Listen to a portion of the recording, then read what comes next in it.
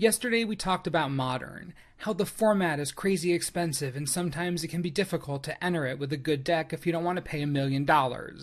Legacy is like that, except way, way worse. Many of the most common strategies in this format cost over $1,500. Sure, there are some that cost less, but not most. So today, like Modern yesterday, we're going to introduce you to a fun and competitive budget Legacy deck. Now remember, this is Legacy we're talking about, so a fun and competitive budget Legacy deck isn't going to cost $50. If Legacy is a format you want to jump into on a pseudo budget without having to, play burn, we've got something cool for you.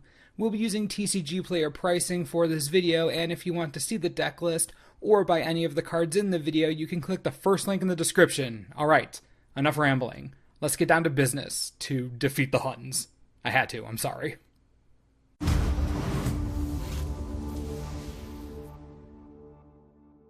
Today we're building a budget version of Nic Fit. What is this deck? It's a mid-range deck that leans on the side of control, a non-linear strategy designed to outvalue and ultimately beat down the opponent. We'll begin with the backbone trio of the strategy, playsets of Veteran Explorer, Cabal Therapy, and Green Sun Zenith. The first thing Nic Fit wants to do, get ahead on mana and hand attack the opponent. Veteran Explorer dies, each player gets 2 untapped basic lands. You get to use your lands first, and if we're being honest, so many strategies in Legacy use so few basic lands, none at all, or their curves are so low the lands won't even help that much. It is a symmetrical effect, but you're fine with it. Cabal Therapy is a necessity in this deck. Against a blue deck, name Brainstorm, see what they have going on, then sacrifice your Explorer to grab their best card. Flashback is awesome.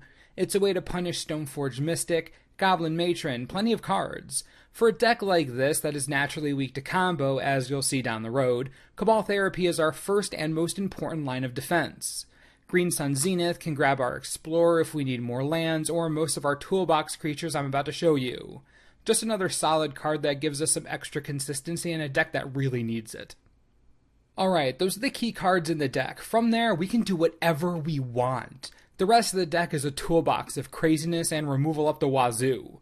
We're bringing Birthing Pod to Legacy. The deck runs a pair of them, and we're going to work those little pods to their dying breath. Now you know our toolbox engine. Let's take a look at the creature curve in all of its glory. We begin with a pair of Deathrite Shaman. Obviously we want to be sacrificing our Explorers, but Deathrite Shaman will do in a pinch. This card can exile lands to help us ramp, prevent opponents' graveyard shenanigans with its other 2 abilities. It's just an all-around great card. For 2 drops, we're running Gaddock Teeg, Scavenging Ooze, and Strangaroo Geist. Gaddock Teeg is the legend of all legends when it comes to hate. This card bashes Miracles in the face, as well as other top-end control variants and some powerful combo decks. Gaddock Teeg is a real butthead, obviously why he has to be in here. Scavenging Ooze is a great drop against creature-based aggro decks. Of course, if you're against actual competitive decks, Scooz does a decent job at thwarting the plans of Reanimator and sometimes Storm. And Strangaroo Geist is simply a wonderful Birthing Pod target. It just comes back, bigger than before, and no one ever wants to use a real removal spell on it. I'm not joking. They'll cringe when they use their premium removal on a friggin' Strangaroo Geist, especially after you've already gotten the sack value from it. It's delicious. These are all great cards. Moving up our pod chain to the 3 drops, we have Eternal Witness and Kitchen Finks. As you can probably see by now, we're looking for enter the battlefield effects or abilities we can use right away. We need these kinds of advantages if we're going to stay toe-to-toe with the more powerful strategies. Can't let their removal take away all the value. Enter the battlefield effects are especially good for this. Eternal Witness is strong in this deck because, let's be honest, we're sacrificing creatures left and right, and the Witness helps us to start all over again. Kitchen Finks is here for the same reason it was in Modern. The stupid creature gains so much life that aggressive decks just can't keep up. This includes Delver a lot of the time. Kitchen Finks is a nightmare in a pod deck, deserving of a spot in this deck. Our last 3 drop before we move on, Minister of Pain. Now this is some real tech. Performing the job that Orzhov Pontiff usually performs, Minister of Pain is a solid upgrade in this Legacy deck over the aforementioned Pontiff. Living along the pod chain, the Minister can enter the battlefield, sacrifice itself, wipe out a bunch of goblins, destroy a ton of elves, or you can exploit an Explorer or a Strangaroo Geist or anything else that's expendable. And the Minister is a 2/3 to boot, so it has a body on it. Solid toolbox inclusion against those mass 1/1 decks.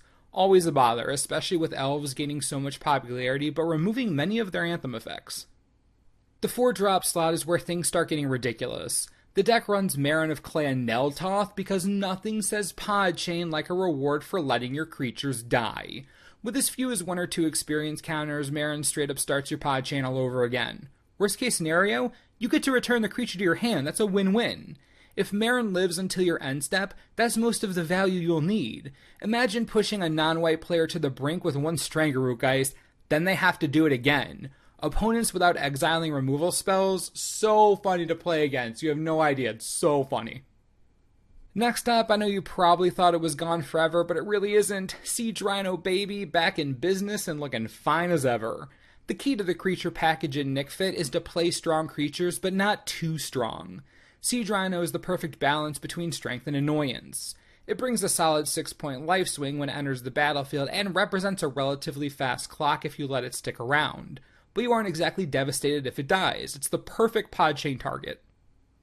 Our last 4-drop is Thrun the Last Troll. Thrun is a strong card for any Jace matchup. The dude is a straight-up nightmare for blue decks, dodging most removal and Mind Sculptor-based annoyances they can throw at him. Plus, with all of his inherent protection, if you need to pod him, you know he'll probably be safe until you do. Sometimes you need those kinds of insurances. Now the suite of 5-drops we're packing, beautiful. Sidisi Undead Vizier, Sigarda Host of Herons, and Thragtusk. Sidisi lets us sacrifice our smaller creatures to tutor for whatever we want. Could be removal, could be hand attack, could be more threats, could be anything. It lets us search for any card, hard to ignore that. Especially when sacrifice enablers synergize so well with the lower end of our curve. Namely, the Explorer, Geist, and Finks. Sigarda's basically an upgraded version of Thrun. It has hexproof, great start, but additionally it blocks Delver like a champion, stops sacrifice effects from ruining you, and flies in for 5 damage at a time if you want.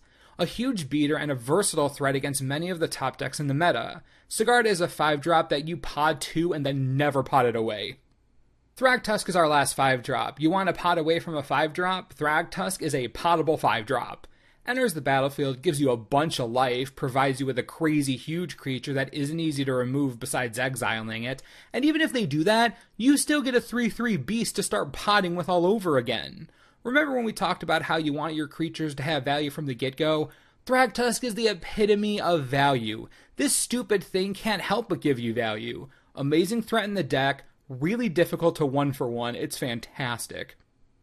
The last creature we're running is the absolute top of our pod chain, Grave Titan. Now, Big Daddy Grave Titan is huge at a whopping 6/6 with Death Touch, but here's the best part. He brings friends. Even if they use their best removal spell on him, you're still getting 2/2/2 zombies. That's what this deck does. It gives you value regardless of what your opponent does. Podding into Grave Titan demands an immediate answer, because unlike the rest of your threats, Grave Titan adds more power to the board each turn by default, and attacks for 10 the turn after he comes down. In a format like Legacy, you see Gristlebrand, Progenitus, Emrakul, true, and Grave Titan doesn't seem as powerful, but against fair decks that aren't playing those gigantic creatures, Grave Titan is a true force to be reckoned with, insanely powerful. Now that you've seen our toolbox, it's time to quickly go over support cards. The deck runs a single Garruk Relentless. First, it does a great job killing smaller creatures we don't like, then it flips into a sacrifice outlet machine, allowing us to abuse our sacrifice-friendly creatures and grab the ones we really want out of our deck. Simply another way to get what we want as fast as possible. Along similar lines, Recurring Nightmare is bonkers in this deck. You get to sacrifice a creature, which is something we've gotten really good at doing, and then you get to return a creature from your graveyard to the battlefield. You've been sacrificing creatures all day. That yard is going to be stocked with amazing stuff. Imagine sacrificing a Strangaroot Geist late game to get back Thragtusk. Come on, tell me that doesn't sound like the dream. Anyways, another way to recur creatures after they're dead, adding to the already insane value engine we have going here. For removal, we're running a package of 2 Pernicious Deed, 1 Vindicate, 2 Swords to Plowshares, and 2 Abrupt Decay. Pernicious Deed is the main auto-include in some number. It performs really well against low-to-the-ground aggressive or creature-based strategies, as well as artifact and enchantment-based decks that we can't deal with otherwise. Vindicate is one of our catch-alls, literally destroying any permanent. Swords to Plowshares is a bit bothersome because the opponent gains life, but we're not always going to be able to get through on the ground without removal. Swords exiles the blocker so we never have to see it again. And Abrupt Decay is another solid catch-all that we use for other small creatures, Delver, equipment we don't like, other artifacts we don't like, basically anything we don't like. It's a pretty hateful removal suite, but it's effective. The last non-land card in the deck is Sylvan Library. This fits into a ton of green decks for a reason. Green isn't blue and drawing cards isn't all that easy. Sylvan Library helps you get over that disadvantage. We need to get our Explorers, Cabal Therapies, and Pods running relatively quickly in-game. Sylvan Library may hurt us a little bit early game, but it does a ton of work helping us dig for what we need. In a deck like this, we'll take all the digging we can get. Now, the land base is where we made some major cuts. Obviously, dual lands are supposed to be here, but nah, we don't need that garbage. As you can see, the deck is Abzan, so we're running 2 Godless Shrine, 3 Overgrown Tomb, and 3 Temple Garden for our classic dual lands. We're also running 4 Windswept Heath and 2 Polluted Delta to fetch what we need, and a 1-of Dryad Arbor for a Green Sun Zenith, just in case we need to utilize that synergy in games. The rest of the lands are 2 forests, 2 plains, and 2 swamps. We need to have enough basics to take advantage of the Explorer's trigger at least a few times, so 21 lands in total.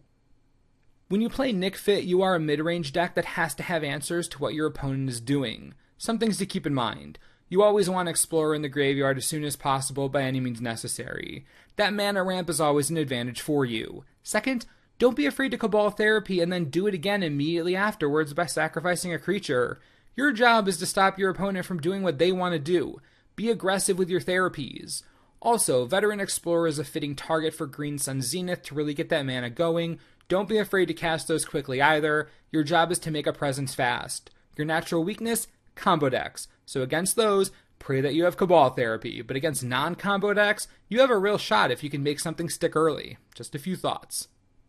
Upgrades in sideboard, I got your back. If you want to upgrade the deck to make it more consistent, dual lands. So many dual lands, all the dual lands. Also, play Sensei's Divining Top. It's probably the most missed card in the budget version.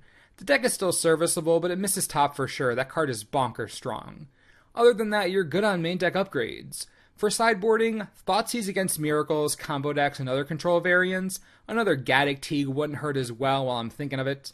I also particularly enjoy Carpet of Flowers because that card is just brutal against blue players, and Surgical Extraction is another amazing card against combo. You honestly need to sideboard for combo. That is by far the worst matchup. So what do you think? Is Nic Fit the type of strategy that you'd enjoy playing in Legacy? If it is, you can get the deck right now for like 20% of the average of Legacy decks cost. Not joking at all. This deck is crazy affordable for the format while also being fun and competitive. So again, let me know what you think. If you've played this deck before, any and all suggestions are welcome. I'd love to chat with you about it. It's been a blast to play. Also, be sure to let me know which formats and types of decks you'd like to see text for in the future, and I'll do my best to oblige you. As always, thanks for watching, and we'll see you next time.